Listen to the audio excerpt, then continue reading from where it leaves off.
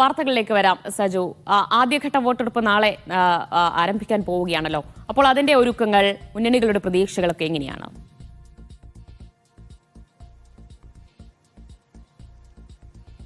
ദിവ, ഇനിയിപ്പോൾ അവശേഷിക്കുന്നത് 24 മണിക്കൂറുകൾ മാത്രമാണ്.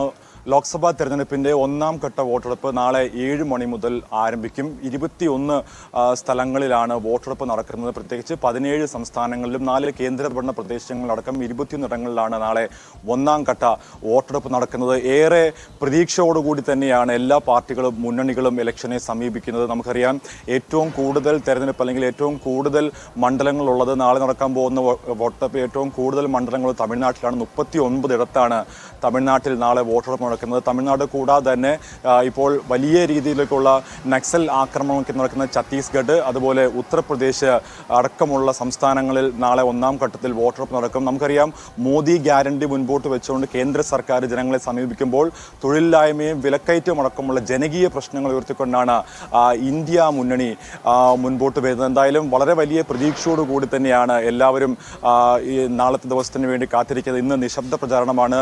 പ്രത്യേകിച്ച് പ്രമുഖ നേതാക്കളൊക്കെ മത്സരരംഗത്തുണ്ട്.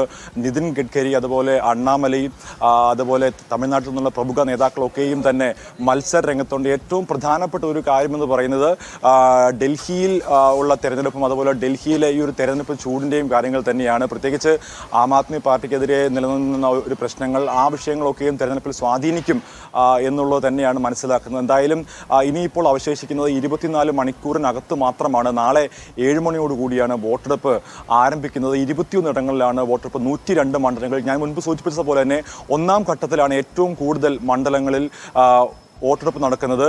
7 ഘട്ടങ്ങളിലായിട്ടാണ് ഇക്കൊല്ലം അല്ലെങ്കിൽ ഈ പ്രാവശ്യത്തെ തെരഞ്ഞെടുപ്പ്, ലോക്സഭാ തെരഞ്ഞെടുപ്പ് നടക്കുന്നത്. കഴിഞ്ഞ പ്രാവശ്യം 2019 8 ഘട്ടമായിട്ട് നടന്നെങ്കിൽ ഇപ്രാവശ്യം 7 ഘട്ടങ്ങളിലായിട്ടാണ് നടക്കുന്നത്. 7 ഘട്ടങ്ങളിൽ ആദ്യത്തെ ഘട്ടമാണ് നാളെ നടക്കാൻ പോകുന്നത്. 21 ഇടങ്ങളിൽ 17 സംസ്ഥാനങ്ങളിലും 4 കേന്ദ്രഭരണ പ്രദേശങ്ങളിലടക്കം 21 ഇടങ്ങളിലാണ് നാളെ വോട്ടെടുപ്പിന് വേണ്ടി ഒരുങ്ങുന്നത്. അതുപോലെ ഡൽഹിയിലെ മറ്റ് ഒരു ദേശീയ തലത്തിലുള്ള മറ്റു വാർത്തകൾ. ഇന്ന് ബ്രിജ്ഭൂഷണെതിരെയുള്ള കേസ് ഇന്നിപ്പോൾ ഡൽഹി റോസ് അവന്യൂ കോടതിയിൽ വരുന്നുണ്ട്. അദ്ദേഹം ഈ ഡൽഹിയിൽ അദ്ദേഹമായിരിക്കെ തന്നെ വലിയ വിമർശനങ്ങളൊക്കെയും കാഴ്ചവെച്ച ഒരു സംഭവമായിരുന്നു ഗുസ്തി താരങ്ങളെ പീഡിപ്പിച്ചതുമായി ബന്ധപ്പെട്ട വിഷയം. അതുമായി ബന്ധപ്പെട്ട് 2 കേസുകളാണ് അദ്ദേഹത്തിന് എതിരെ ഉള്ളത്. അതിൽ ഒരു കേസ് ഇന്നിപ്പോൾ ഡൽഹി റോസ് അവന്യൂ കോടതിയിൽ വിധി പറയാനിരിക്കുകയാണ്. അതുപോലെ കുഫോസിൻ്റെ ഒരു കേസ് സുപ്രീം കോടതി എടുക്കാൻ സാധ്യതയുണ്ട്.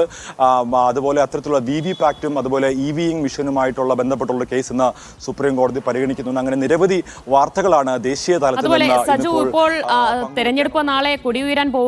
അപ്പോൾ കോൺഗ്രസിന്റെയും അതുപോലെ തന്നെ BJPയുടെയും അവസാനഘട്ട സ്ഥാനാർത്ഥി ചർച്ചകളൊക്കെ എങ്ങനെയാണ് പുരോഗമിക്കുന്നത്?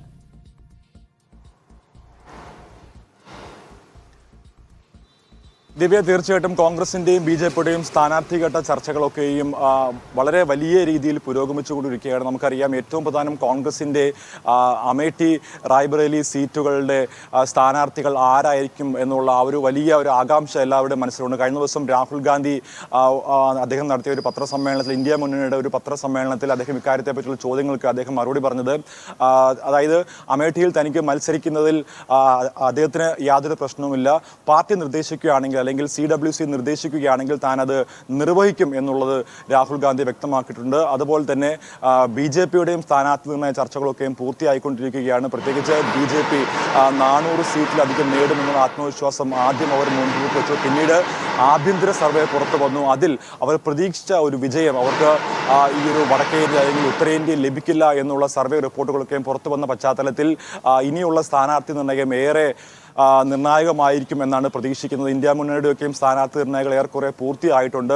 ഇനി ഇപ്പോൾ ഉള്ളത് വളരെ കുറച്ച് സംസ്ഥാനങ്ങളിലെ കുറച്ച് സീറ്റുകളിലുള്ള സ്ഥാനാർത്ഥി നിർണയം മാത്രമാണ്. എന്തായാലും ആ ചർച്ചകളൊക്കെയും വലിയ രീതിയിൽ തന്നെ ഇപ്പോൾ പുരോഗമിച്ചു കൊണ്ടിരിക്കുകയാണ്. ദിവ്യ, ഡൽഹിയിൽ നിന്ന് സജു തോമസ് ആണ് വിവരങ്ങൾ നൽകിയത്.